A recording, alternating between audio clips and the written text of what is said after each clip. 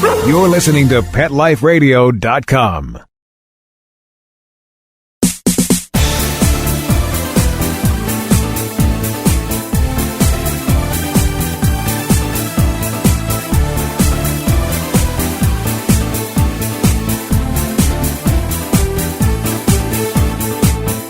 Hi, welcome to Bark and Swagger. This is Jody Miller-Young, your host, and today we're going to be talking with Janice Craig, the designer behind the Belle Diva Couture luxury pet fashion brand, a beautiful brand.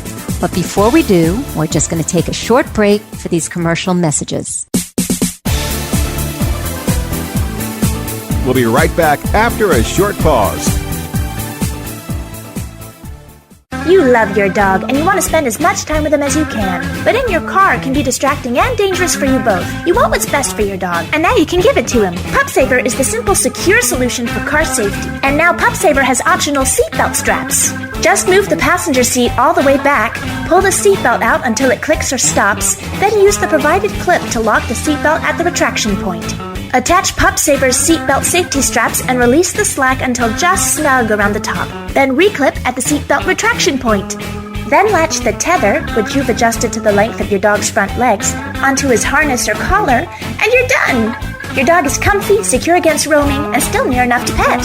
In a sudden stop or impact, the PupSaver will protect your dog from the dashboard and windshield by enveloping him like a catcher's mitt and staying securely on the seat. Secure, safe, simple, PupSaver. For more information, go to pupsaver.com. Pet Life Radio, the #1 pet radio network on the planet, joins forces with iHeartRadio to put the power of your pets in your pocket. Awesome! Download the iHeartRadio app and rock Pet Life Radio on your phone, on your tablet, on your Xbox, in your car. Pet talk, pet tunes, and fun pet times. Pet Life Radio and iHeartRadio. Positively Possum. Let's talk pets on PetLifeRadio.com.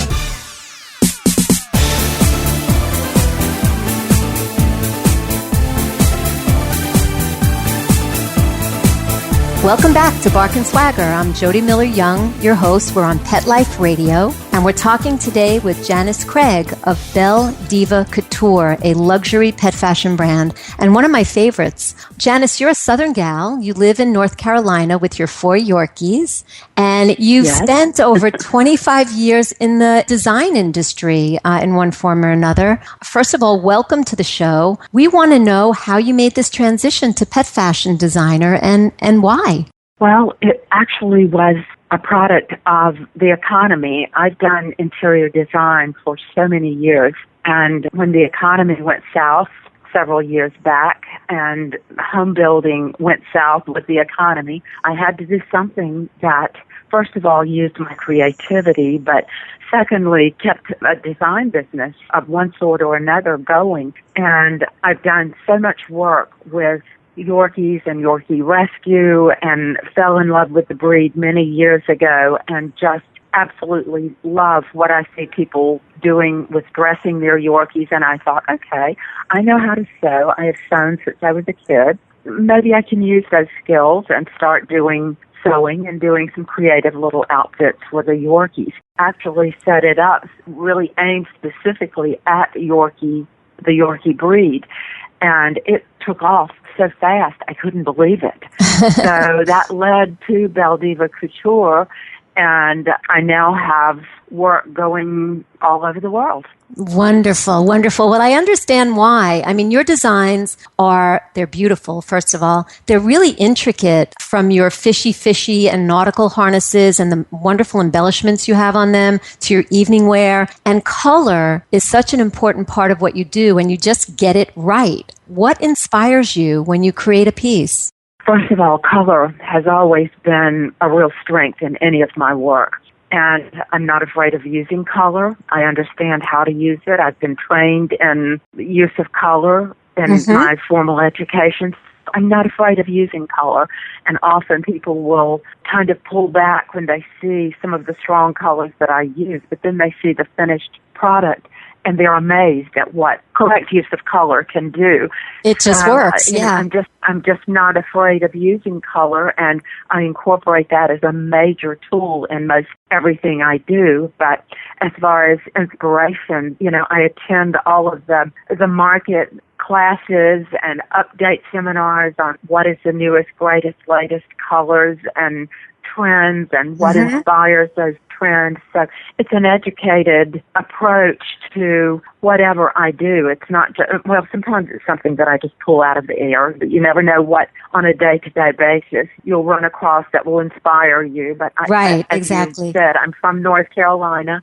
I spend a lot of time on the coast. So I have many pieces in my line that are inspired by the location of where I live.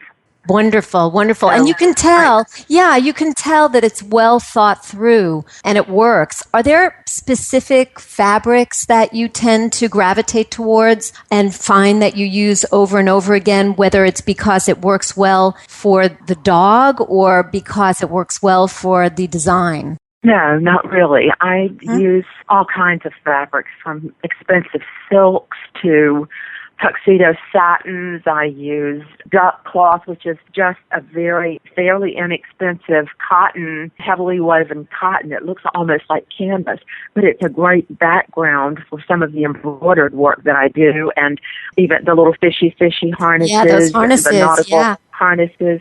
Those are made of duck cloth. But that duck cloth is lined in satin, and whether they're embroidered or I have shells that are sometimes even glued onto those pieces, it's just a good background for that work. Wonderful. So, no, I don't have a special fabric that I only sew in.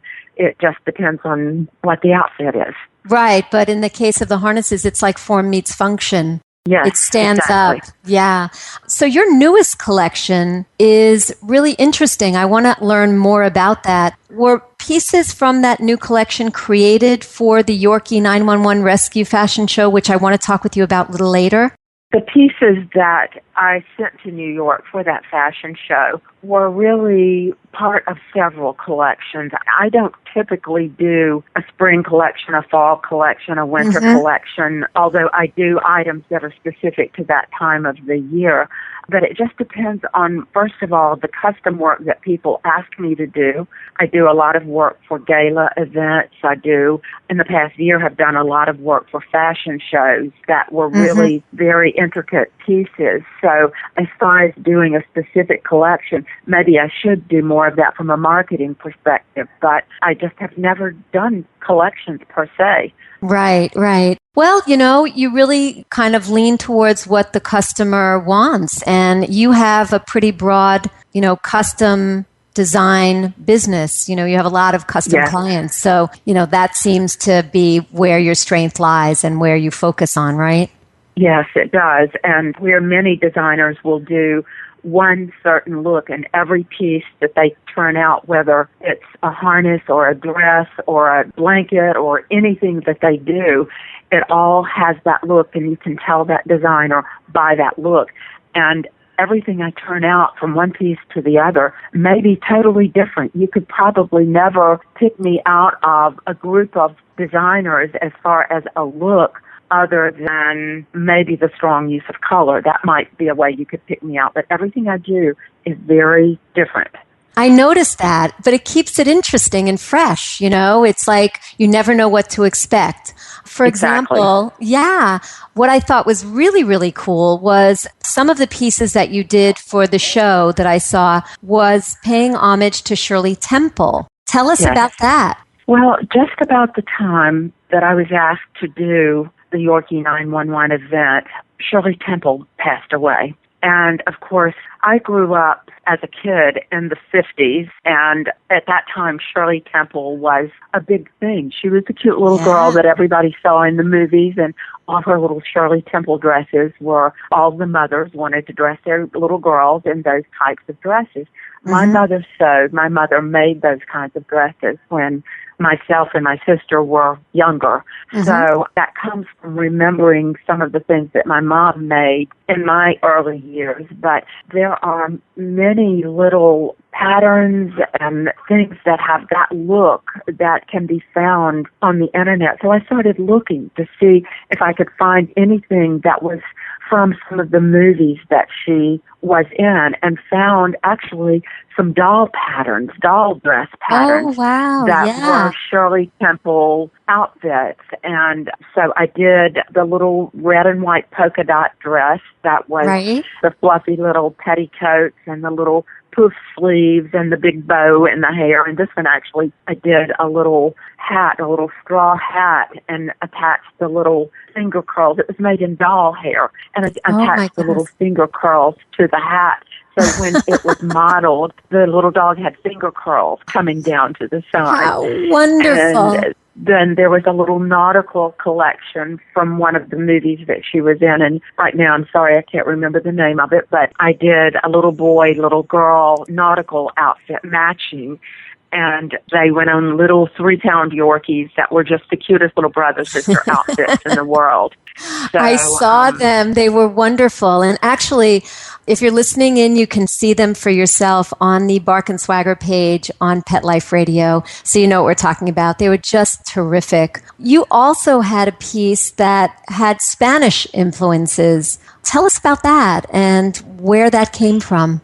Years ago, we were in Los Angeles and just touring and traveling a lot. I come from an airline family, so we often would just get on the airplane and go somewhere for a weekend. Right. And we were in LA and just touring around and ran across a Peruvian street festival.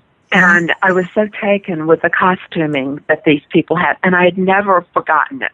And when I was asked to do the Yorkie 911 show, they wanted little boy, little girl outfits so we could model not just little girls, little boys as well. So I was searching for some ornament to go in this collection and ran across the little dolls around the skirt of the little girl's outfit.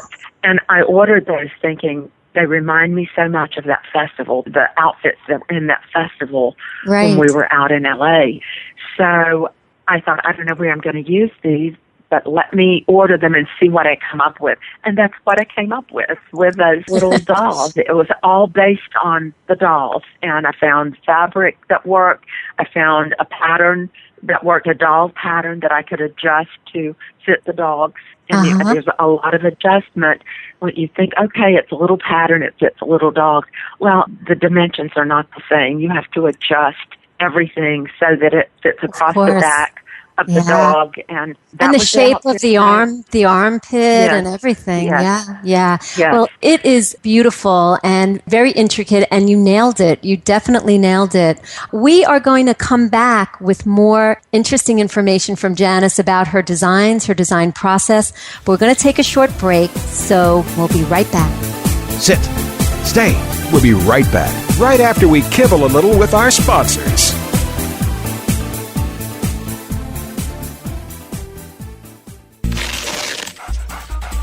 It's dinner time in America, where more pet parents trust PetSmart for natural and expert recommended foods than any place else. And now, we've added more than 100 new varieties to our already wide selection of your favorite brands, like Simply Nourish, Authority, Wellness, Science Diet, and more. Do what's best for your pet. At PetSmart, happiness in store. Go to PetSmartDeal.com to find out this week's coupon code and save up to 30% on food, treats, toys, and more. And get free shipping on orders of $49. Go to PetSmartDeal.com. PetSmartDeal.com. Wow, your place looks awesome. And that's the coolest cat bed I've ever seen. That's my Googie cat bed. Googie cat bed? Yeah, I got it online at googiecatbed.com. My cat needed a place to sleep, but leaving bags and boxes lying around made my place look messy. I wanted a real piece of furniture, something that fit in with the rest of my house. The Googie cat bed is perfect. The style is fun and the construction is rock solid. It's handmade right here in the U.S. Where can I get one? Just go to googiecatbed.com. That's GOOGIE catbed.com. Cool.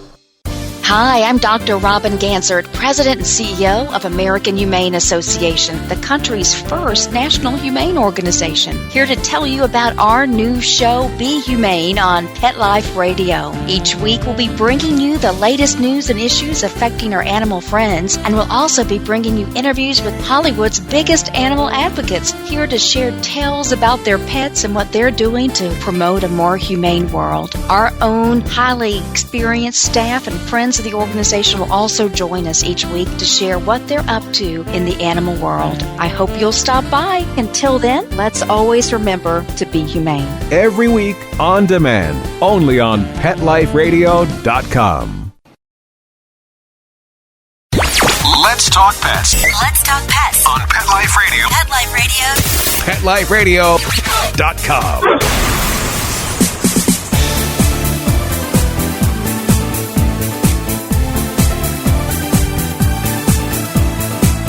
Welcome back to Bark and Swagger. I'm your host, Jody Miller-Young. We're on Pet Life Radio, and we're here today with Janice Craig of Belle Diva Couture, a wonderful luxury pet fashion brand. Janice, you enjoy doing recreations as well of some human styles, especially costumes from famous movies for some of the special events that you design for. What are some of your favorites, or what are some of the most unusual recreations that you've done? Well, of course, the Shirley Temple outfits were recreations from some of her movies. But Yes. probably the one that was most involved came from the movie The Last Emperor. I did an outfit for Cuba Shaughnessy for the recent fashion show in New York City in February. I remember that. We did a whole entourage that was based on the movie. I watched the movie, and this was the story of the little emperor who came to power when he was just a baby. He appeared to be about 3 years old. And the costuming that was used in that movie, I actually searched out from online some of the resources that described the costuming that was used for the movie, and ordered silk out of China and several different silks, and did the whole entourage. I had his little concubines. I had his dad were even dressed for the show. We built a rickshaw, which was quite interesting. I remember this whole thing, because I started out with a basket and wheels and got it built, and then realized it wouldn't ship UPS, and it was going to cost me about $600 to ship it to New York for the show. Oh my God. So it became quite an involved event. Not just the costuming, but the whole entourage became such a big thing, and it was very well received. People loved it. Yes. It was very intricate. It took me months to complete it all, but when all was said and done, it was quite a fun event. I think it closed the show, didn't it? It did. That's the fashion show, that particular one that it was in. It was amazing. And as you said, it was like creating an entire scene. Janice, do you have any fun stories, because you have so many custom clients, about what you've been asked to create for one of them, or for what occasion? Actually, I find that people take dressing their pets very seriously for whatever the event is. And Absolutely. Probably the most unusual situation I've had was I was asked to do a formal dress for a cat. And they were going to a wedding. I believe this was the only cat that was in a very large wedding for 2 dogs. So I can only imagine. I'm hoping the cat was very well behaved. Yeah. Absolutely and the dogs, beautiful. too. Yes, it was a very beautiful outfit. But most of the outfits that I do, as I mentioned earlier, I do a lot of gala dresses. And, I mean, these are very expensive, very intricate, very nice fabrics. And honestly, I think often people pay more or willing to invest more in those outfits than they do for themselves. Even a special holiday, people dress their pets just like they dress their humans.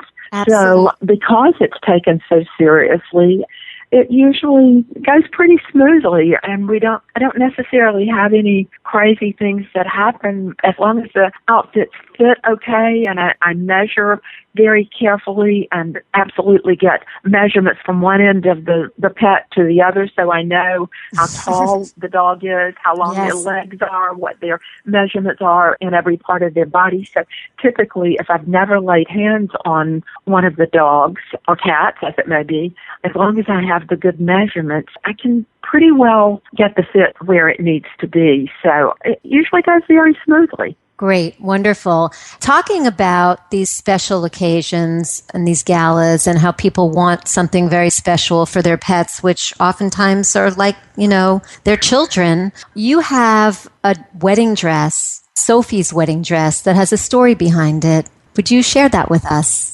Yes, Sophie was my little Yorkie that unfortunately I've lost, and she was just a very special little rescue girl that came to us.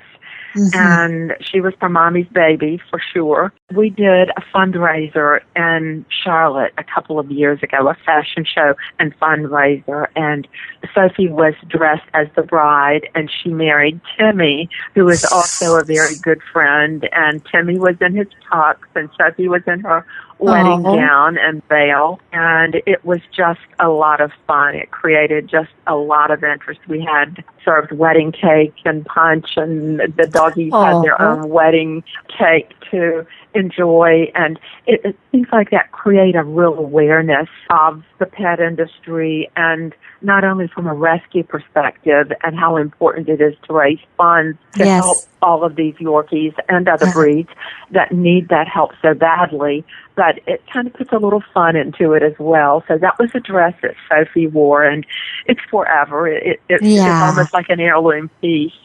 And it's beautiful. It's so beautiful, Janice. Tell us a little bit about what it's like, the materials you used. And I mean, it looks as fine and beautiful as a human wedding gown. Well, it actually is. It's made of bridal satin. Underneath, there are 3 different layers of petticoats that are made of tulle and lace. So the underside is as beautiful as the top side is. It has lace all around the edges. There are hand-sewn pearls and lace overlays that go over the top of it, little appliques that were cut out of a bridal lace. So it's very involved. And the veil is made of tulle and fastens under the chin and has little streamers on the sides with flowers attached. So it's very intricate, lots of little detailed handwork. I would be afraid to guess how many hours I have in that dress. Yeah, it looks that way. It definitely does. You have a piece that made its way to Robert Redford. Tell us about that and how that happened. There's a little dog in Los Angeles that is named Sophia Loren. Yes. And Marie Tafoya is her mom. Sophia was a rescue baby and has a lot of contacts in the movie industry because Anne-Marie is very involved in that industry and has a lot of contacts that put her in well-placed events that Sophia is very well marketed. They were involved in a fundraiser event in New Mexico in which the Redfords were participating. And Mrs. Redford just fell in love with this little lambskin dress. It was done of lambskin. It's the only piece of leather I have ever sewn. I'm not sure I will ever sew in leather again. I can relate. It was much like sticking a needle into a piece of skin, and I by the time I got the dress finished, I thought, I'm not sure I'll ever do this again. But it was beautiful when it was finished because the ornament was turquoise.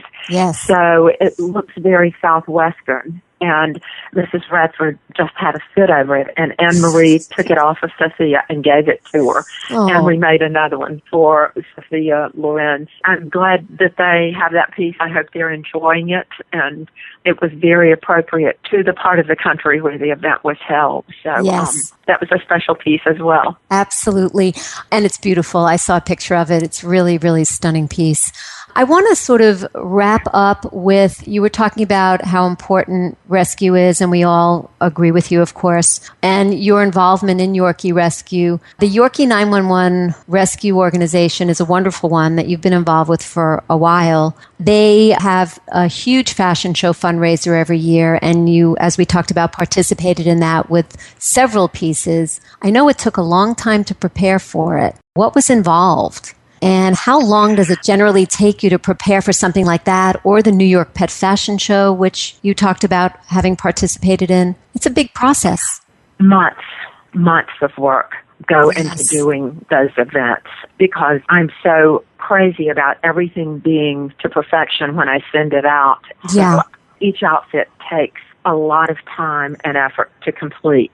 And when it leaves here, it doesn't leave until I'm absolutely satisfied that it is the best that it could be. So for that reason, much of what I do takes a lot longer than you would ever imagine. And actually for the event in February, I started on the New York Pet Fashion Show. The New York Pet Fashion Show. Yes. I started on that in October. And was still sewing almost as it went down the runway, still putting finishing touches on things. I remember talking to you leading up to it, and it was like, oh my God, you know? Yeah, a lot of last minute things that had to be adjusted.